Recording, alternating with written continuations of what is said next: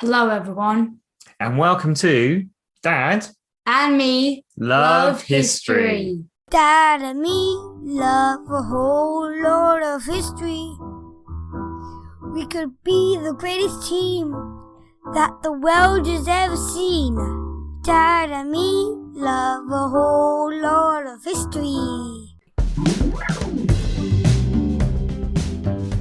Listen up. Last month, we told you all about the history of the Olympics. So, with the Tokyo Olympics now in full swing and with the Paralympics starting later this month, we will now investigate When, where, and how did the Paralympic Games begin? What's your favourite Paralympic sport, James? It's the blind soccer. Blind soccer. How does that work? So, in the ball, there's a little bell. So they know where the ball is because the ball just keeps on moving. And obviously they're blind, but the keeper isn't blind because they need to be able to see where they're protecting themselves. That sounds unfair. The keeper can see, but the players can't. And yet they still score lots of goals, right? Even though they're blind. Yeah. Amazing. And they play on a small pitch as well. Anyway, later we'll be joined by a special guest who took part in the 1980 Paralympic Games. The word Paralympic comes from the Greek para, which means parallel, to go like alongside or besides. And you join that with the word Olympic and you get Paralympics. So it means that the Paralympics are the Para Games to the Olympics. The two competitions exist side by side. There wasn't really sport for athletes with some sort of impairment or disability until after World War II. In 1944, a year before World War II ended, the British government wanted to find a doctor who was an expert in permanent injuries, mainly to do with the spine, the back, to set up a new hospital for injured soldiers, sailors, airmen, and others. The doctor they found was from Germany, who Britain were fighting against in World War II. But this doctor, Dr. Ludwig Guttmann, was a Jewish man as well as a German. And Hitler and the other Nazi leaders running Germany at this time hated Jews, as we covered in episodes 28 and 29, so check those out. Dr. Guttmann opened a special injuries department at Stoke Mandeville Hospital in Britain. He realised the power of sport to make injured people happier, stronger and healthier. It began as sport for fun, but on the 29th of July 1948, the same day the London 1948 Olympic Games began, Dr. Guttmann organised the first sports competition for wheelchair athletes, men and women. He called it the Stoke Mandeville Games. There were only 16 athletes, but this was the beginning of the Paralympic history. The Stoke Mandeville Games later became the Paralympic Games, which next took place in Rome, Italy in 1960. Featuring 400 athletes from 23 countries. Since then, they've taken place every 4 years. In 1976, the first Winter Games in Paralympics history were held in Sweden. And as with the Summer Games, have taken place every 4 years since then. Did you know the name of the official mascot for the 2012 London Paralympics was Mandeville?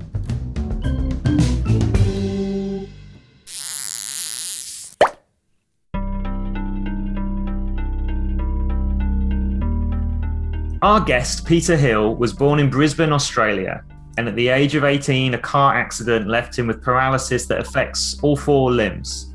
At the 1980 Paralympic Games, which were held in the Netherlands, he won silver medals, both in backstroke and breaststroke events. And that same year, aged 23, Peter was named 1980's Young Australian of the Year. And these days I play wheelchair basketball with Peter and against him, and we both know plenty of Paralympic athletes competing in Tokyo. But Peter's knowledge of Paralympic sports goes back farther than mine, and he's experienced in a wider variety of Paralympic sports. Peter, welcome to Dad and Me Love History. Thanks very much, Paul. Glad to be here. Hi, Peter. Hi. So, Peter, tell us which para sports you've been playing over the last 45 years. Well, I've tried just about all of them. When I first had my accident and ended up in a wheelchair, I put my toe into the water and tried just about every sport that there was. I had a history of swimming in my younger years and got back into the pool and could still swim well, and so I seem to excel in that more than anything else. But I tried track and field and basketball, etc. And but the swimming was the one that I was sort of excelled at, if that's not being too big-headed. And you played murderball, right? Yes, yeah, that was great fun. Unfortunately, being a quadriplegic, I was probably at the bottom end of the ladder as far as talent on the basketball court went. But when murderball, or quad rugby as they used to call it, came around, so I sort of went from the bottom of the ladder to the top of the ladder in that sport. And that's wheelchair rugby today, which will be going big in Tokyo, and Australia are the reigning Paralympic champions for that. But can you tell us something about what it was like, kind of when and what level did you play at?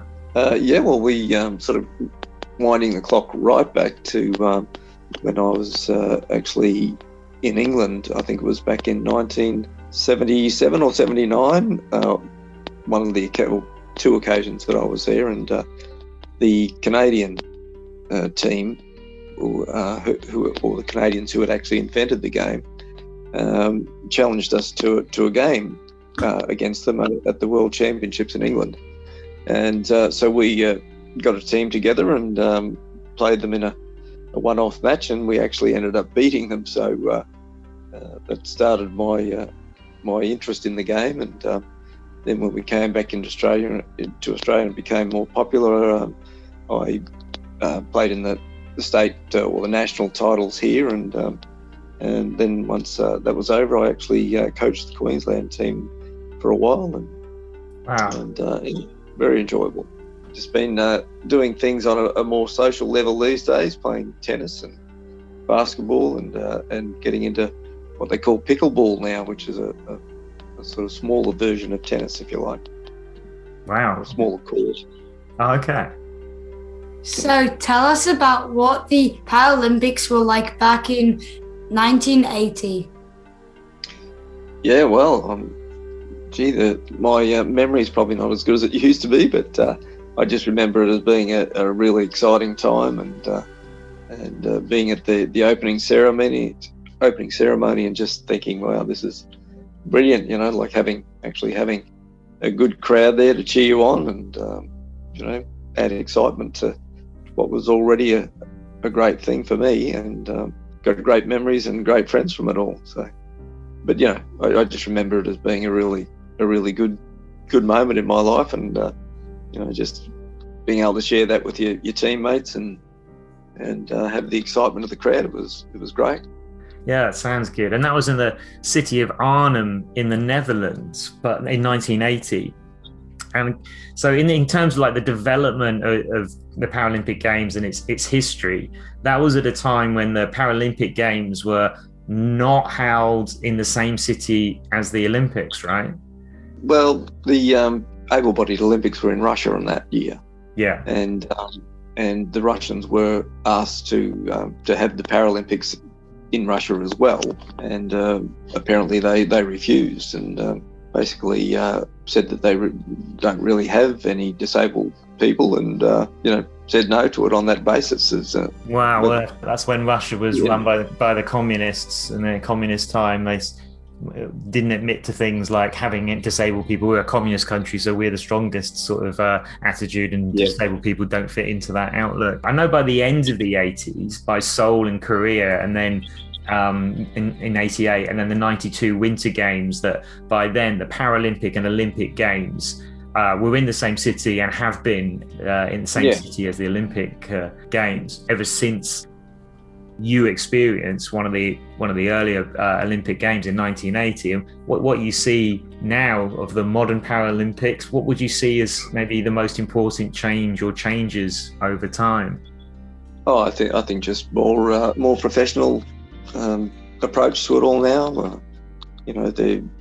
Back in my day, it was basically if you got in the team, you had your funded yourself, basically raise money to get there and all that sort of thing. I remember in my career, whether it be local, national or international level, everything we went away on, we had to do our own fundraising to be able to buy the airfares, etc.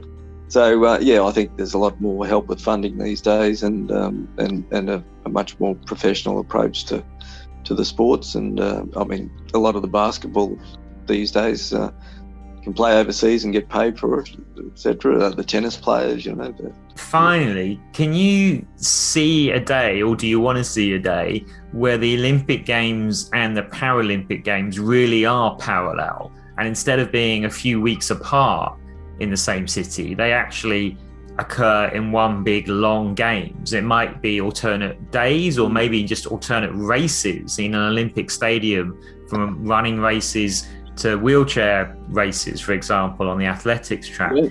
I think that'd be brilliant.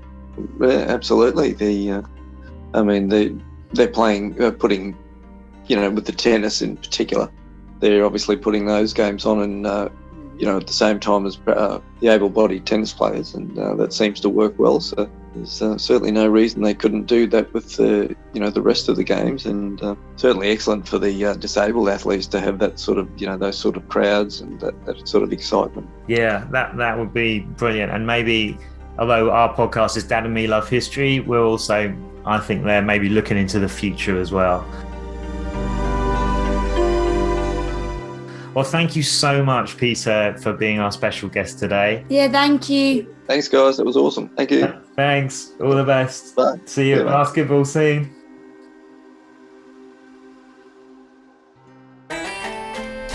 So Peter Hill was there right near the start of the invention of wheelchair rugby, as well as at the 1980s Paralympics. Murderball, as wheelchair rugby was known, is something I've played for a couple of years, and I'm really looking forward to seeing it in the Paralympics in Tokyo. It was invented in the 1970s in Canada, spread to the USA, and when Peter lived in Britain, he was in the first team outside of North America to play wheelchair rugby. He played against Canada and beat them at the game they just invented. And wheelchair rugby has been in the Paralympics since the Atlanta 1996 Games in USA. Yeah, and make sure you see it in Tokyo. It's brutal. Don't worry, the wheelchairs are built really strong, so they protect the players, but they smash into each other.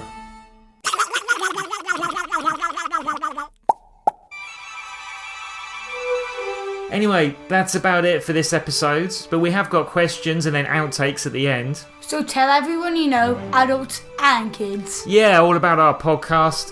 And tell us what you think on Facebook. And Instagram. And Twitter. Bye from now. From Dad. And me. Love history. Dad and me love a whole lot of history. We could be the greatest team that the world has ever seen. Dad and me love a whole lot of history. Here are some questions to see how well you understood today's episode. Number 1. What's my favourite Paralympic sport? Number 2. What does the Greek word para mean? Number 3. What was the name of the UK hospital which used sports to try to help injured people after World War II? Number 4. And what was the name of the Jewish German doctor who ran the programme at that hospital? Number 5. What happened on 29th of July 1948? The same day as the London 1948 Olympic Games began. And finally, question 6. When did the first Winter Paralympic Games happen?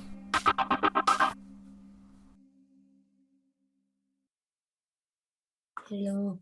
Oh, that's very quiet. Is it? Yeah. La la la la la la. Am I loud enough? Oops. Let's have a look. That was me. Yeah, that's good. What does that matter? We will now investigate When, where, and how did the Olympics? When, where, and how did the Paralympic Games begin? Just keep it quiet there for 5 minutes, please. Yeah, can I just get the passports? Are they in here still? I don't know. Haven't used them for a long time. I know. Hi, Peter.